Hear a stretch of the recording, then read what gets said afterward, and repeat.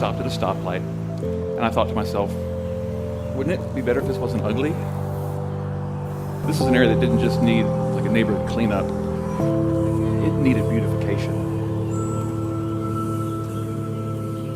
Well, I live over there, and driving through that corridor, it was just so ugly. It's horrible. And I thought, if you live in a place that's ugly, aren't you going to think that, oh, this is just horrible? When I just want to see something pretty on the way to work,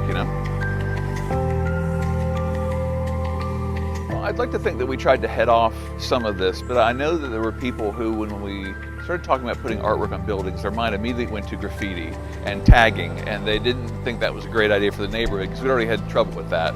So one of the things we did in the first couple rounds of McCallie Walls is did things different. We put more, I don't know, not traditional art, but more recognizable artists up on the walls so people can see that if it's a mural or if it's street art, it doesn't necessarily have to be graffiti and something to be worried about, what does this say?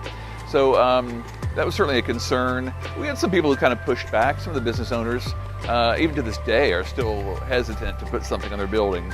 I would point out to those business owners that they're the only buildings that get tagged on that street now because they're the only open walls.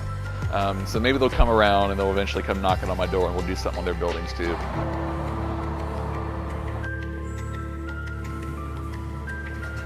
I know that when we started that, was that 3 years ago, 4 years ago? I'm not even sure, to be honest.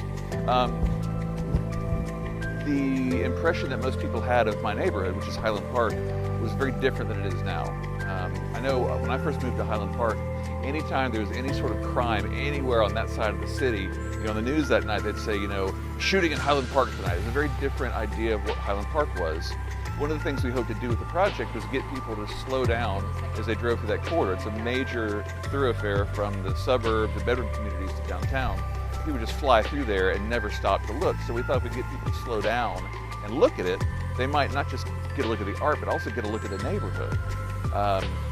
And I think since these have gone up, Highland Park is everywhere now. Everybody wants to get into Highland Park, and I think part of that was people just getting a different feel for the neighborhood. It's not just crime and boarded up buildings and bad paint jobs.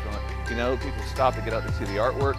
They see the neighborhood and probably see what got me into the neighborhood, which was the architecture, the old houses. I love the old houses. So I think it just slowed people down enough that they could kind of get to know the area. And once they did, like I did, they fell in love with it.